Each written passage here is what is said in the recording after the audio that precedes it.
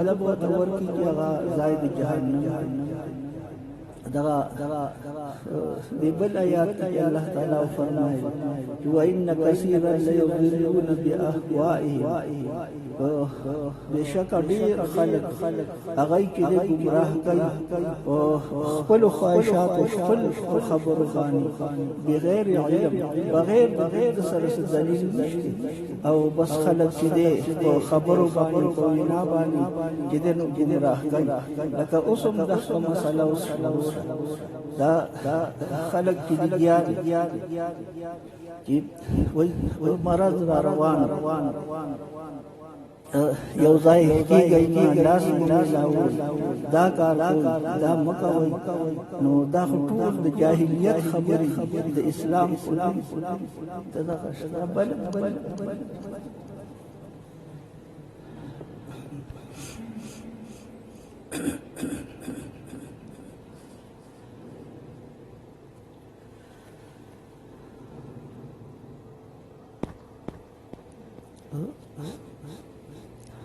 حديث راضي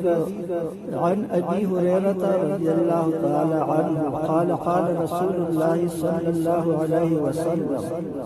لا عدوى ولا طيرة ولا هامة ولا صفا ابو هريرة سے پوچھ رسول اللہ علیہ السلام فرمائے کہ لا عدوى معنی مخی تشریح داری کی عدوى چې دی هغه مرض متعدی وته چې د یو نبل نو رسول پاک فرمایل چې دا نشته نو بس چې حضور علیہ السلام دی رد وکړي چې دا نشته مستې د کوم ځای نه ساتي ولا طیرة او بدپاری نشته لکه باندې داسې څوک واده او دای باندې څه تکلیف پیاس راشي او دغه جنای تر دای سمې خني خپای انو یروي خو چې دا کله راغلي انو بس دا سپیره دا مون باندې دا تکلیف راغی دا مرض راغی رسول پاک فرمایي دا د ګناه خبره او دا شی نشته ولا هام او نه ما دي تشریح مخکرازي هم چې دي کفاره سب ولا سفر او نه سفر میاشت خلق دا بد ګوند دی به دي کې پتون را نازلي او بلاغان فکرات نو دغه آیات کې الله فرمایي چې دای په خپل خواهش سره دا خبره کوي او خلق په دې سره گمراه کوي خبره خو هغه چې قرآن کې دا الله غوړي یو شی رسول الله علیه السلام پیغمبر دا ښکارا خبرې کوي حضور علیه السلام دې سيزونو منع کوي یہ خیال کہ ایک شخص کی بیماری دوسرے کو لگ جاتی ہے زمانہ جاہلیت کی یادگار ہے بچے درسو کوئی کی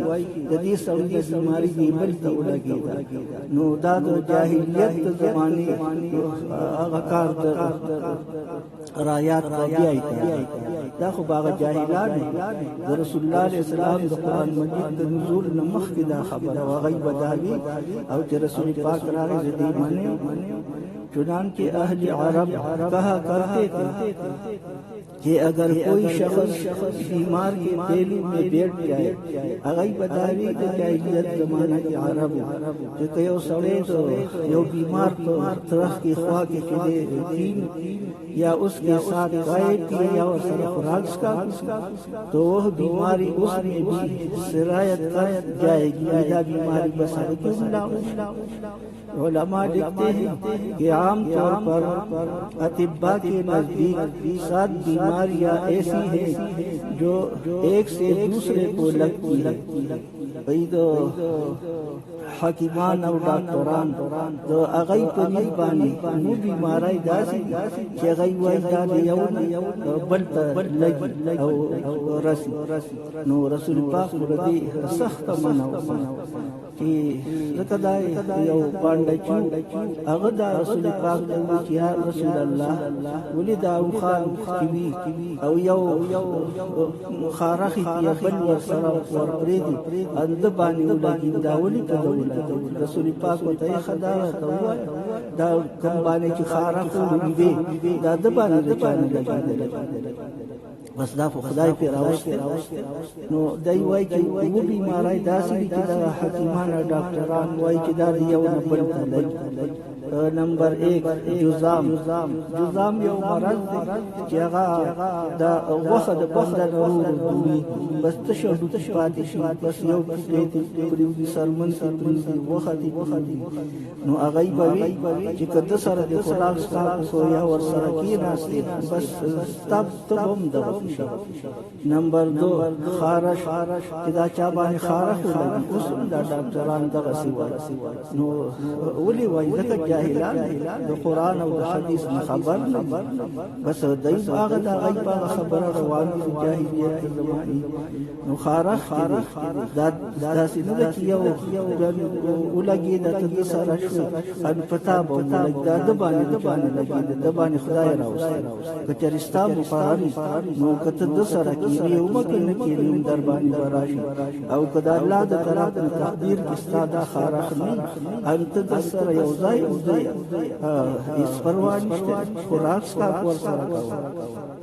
نمبر 3 چیچ دا مرض دی دالو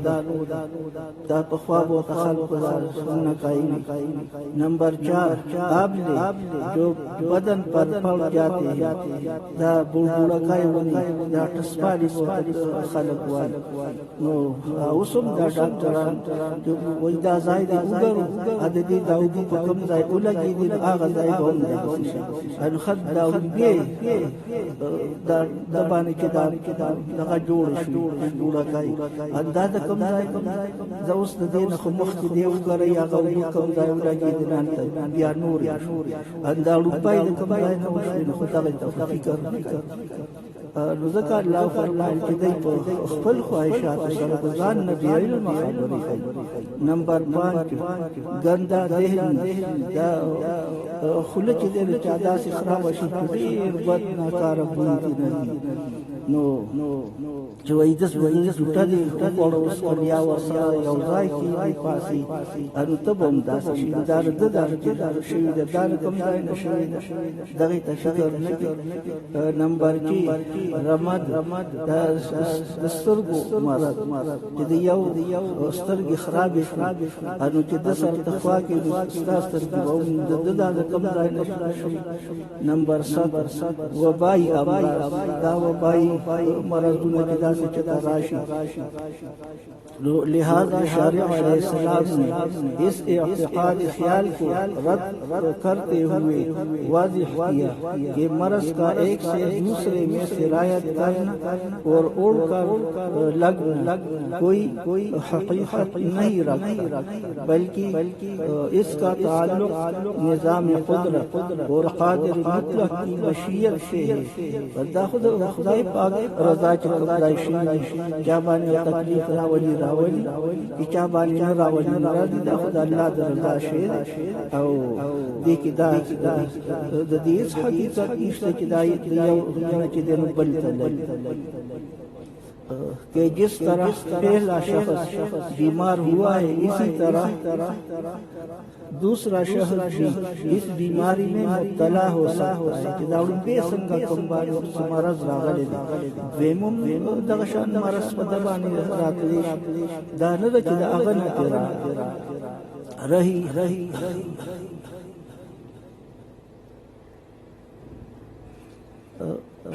بدشبوری دغه حدیث کې ذکر شوی رسول پاک فرمایي چې ولا طیرت بدفالی چې دانش نو دا د هغه بدشبوری کې بارے میں تو اوپر بیان کیا جا چکا ہے مخ کې دی کې بشوي بل دغه رسول پاک یو دغه حدیث کې ولا ما کی اصل معنی سر کے لیکن یہاں اس لفظ سے ایک خاص جانور مراد ہے جو عرب کے گمان کے مطابق میت کے استخوان سے پیدا ہو کر اڑتا ہے اغی دا کی دوا کی بندر سر نشدی سشیرا پیداشی بس والی زمانہ جاہلیت اہل عرب یہ بھی کہا کرتے تھے کہ اگر کسی شخص کو قتل کر دیا جاتا ہے کہ وہ بندہ چاہ قتل کر بھی تو اس مقتول کے سر سے ایک جانور جس کو ہم کہتے ہیں داغد سر یا زناور کے راوزی باہر نکلتا ہے اور ہر وقت یہ فریاد کرتا رہتا ہے کہ مجھے پانی دو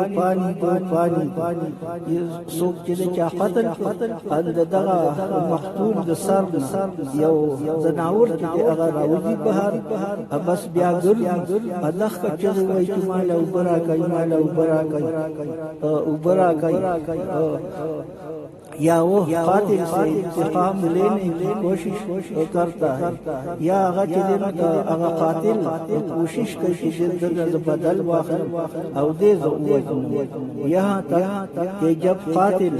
خود اپنی موت سے یا کسی کے قتل کر دینے سے مر جاتا ہے تبدیل پوری کیا سڑے یا خلا مرش او یا چلے بل کیا قتل تو وہ جانور اڑ کر غائب ہو جائے بس اور بس واجب رکشی بے اس قتل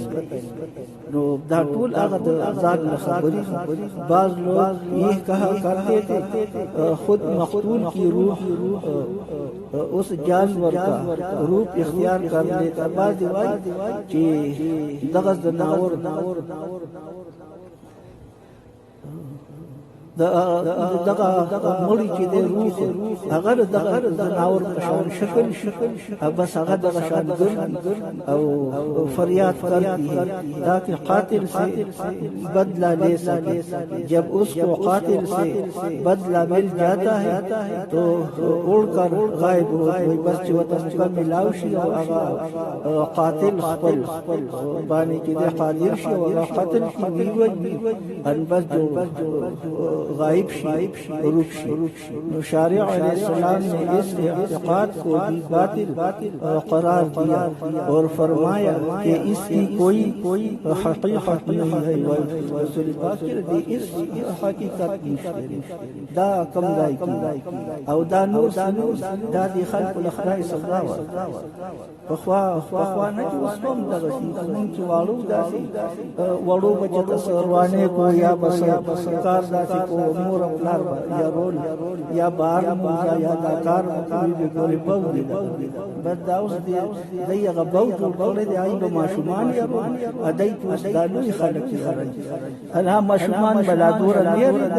ادای دا غي نوځيات یری د خدای نه لري او بس خرچا باندې بد کونا کی ګاو ناس بس دغه دغه مرز را باندې را بجلی ګر بوي یو ځل جدال داسې او خلی واده جوړي نو چاته تاسو ته داخله دی واده دا خلق بنیارو انو خلق یې وی دا لکای نو لیکونه کې ورکړي وی پخپل ویری انو بس د هغه مثال دی اصل خلق بعض لوگ یہ کہتے ہیں کہ ہم سے مراد ہے دا ان بس شیء ذکر کہ جب وہ کسی گھر پر بیٹھ جاتا ہے تو وہ گھر ویران ہو جاتا ہے کم قربانی کی نسنا قربان شما قتل تدی وطن کی کارغ کی دل چاپ کو کی ناری وای بنای بنای انو خلق وای چته دغه دا سوک ملمر راضیو کدا سپا عمران ایوان چې دی بس یا زنانا بولا غل چته لوګن وتی پری وته بی بیر ملمر ان بس دا ټول ځان نه خو څوک یو خبره جوړه بس هغه ملک مشهور شي اوس دغه ټول خلک چې دغه د مرګ را روان مرګ پر قرآن مجید 88 ساله ده چې لا یستأخرون ساعه دا چې یو ساعت چې نه رسېږي او نه مخکې یو سکند چې نه مخکې ان رسېږي پورا پاغه ټیم برابر او د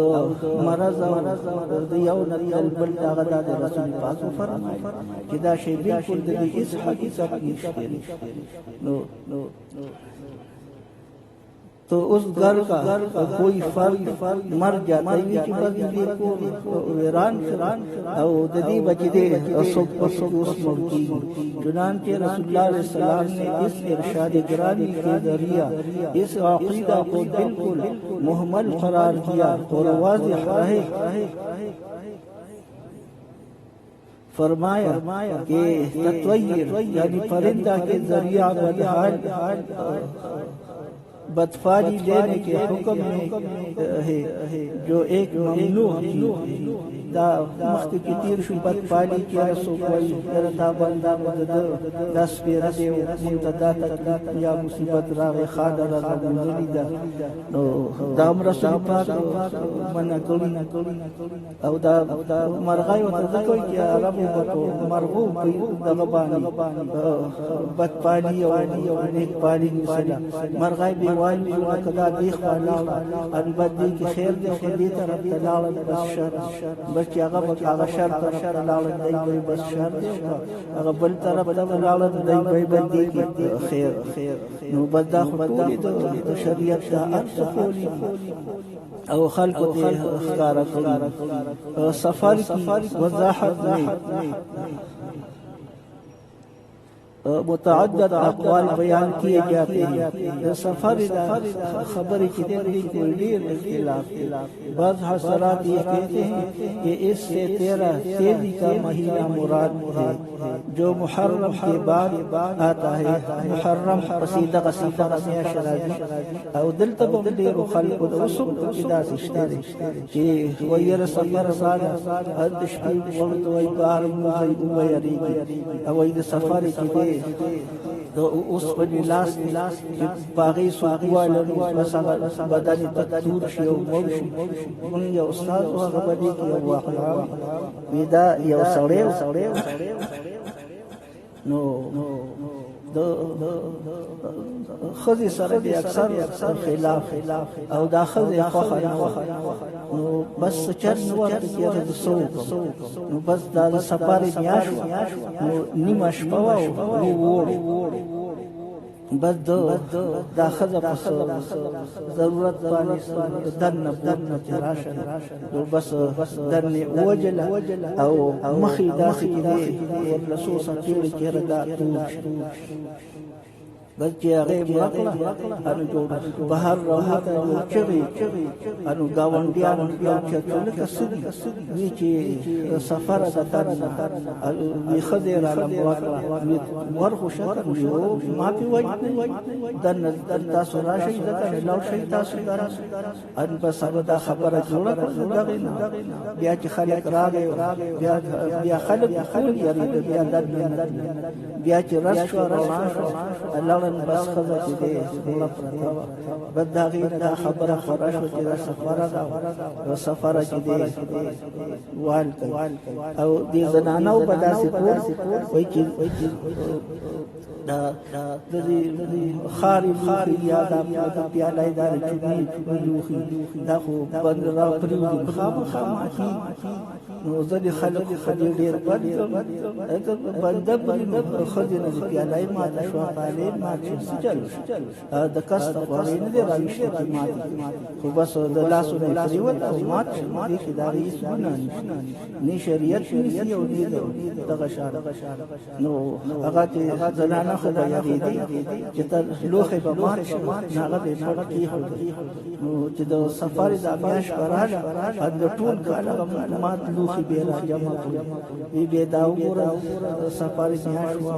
بس دا یو مات شو ورپسې بل ورپسې بل بد دا غي په دې باندې عقیده وشو چې او دا د میاش کېږي بس هغه به بهر وګورل او خزه خوشاله شوې ته به سوري نو بد دا ټول د گمراهي خبرې شریعت د خدای او د رسول نه خلاف خبرې او په دې باندې د خلکو څومره زور واستي چې بد دغه راځي تشریح دي چې ډیره د خدای داخل صرف دور وی چې رسول الله عليه السلام د دې بالکل صخرت کړي چې څوک په دې باندې یقین کوي نو هغه هم هغه ګناګار هیڅ شی او بد دغه بل دار کې داخله دي خلکو سزا ورکړي خلک ټول وي وي بد دغه روانه مراد ذکر د قرآن خدای پرې آخرت ير قبر ير د مستقوس نشته د زکات نشته د خیرات نشته ان بس دا په الله تعالی یو مصیبت نور ایسو نشته بدغه د غفلت بس اوس چې درود شریف ډېر وایي استغفار کوي ډېر وایي لا حول ولا قوه الا بالله ولا منجا من الله الا الیه د دې حدیث کې ډېر فضایل راغلي نو بس دا وایي هیڅ شی او چې دا دای وایي دغه ته دا حج ته طواف کعبه شریف ته نه کړی مسجد حرام یا دا دلته دای وایي چې سکولونه بند خدا مرض هغه سکول کې راځي سور کې نه اخو چې کوم ځای د محرم هل تبع شي راځي او بس نور خلک فکر نه کوي دا حکومت خو پته نه لګي چې هغه دا خیال او دا خبره هغه په خیال چې دا ځای نه باندې دا باندې یعنی کوي بس ملک دې خرابای بیکاره کوي اب د خلکو عقیده